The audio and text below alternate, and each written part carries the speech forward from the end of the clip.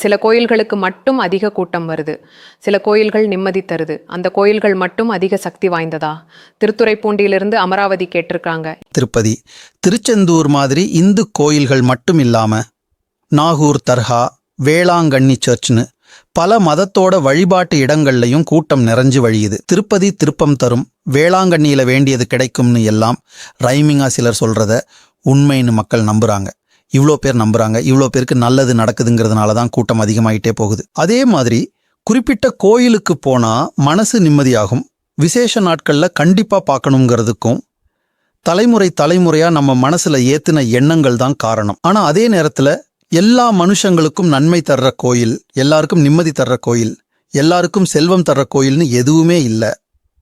சந்தேகமா இருந்தா அந்தந்த கோயில் வாசல்ல பிச்சை எடுக்கிறவங்க, ரோட்டுக்கடை வச்சிருக்கிறவங்க கிட்ட கேட்டு பாருங்க.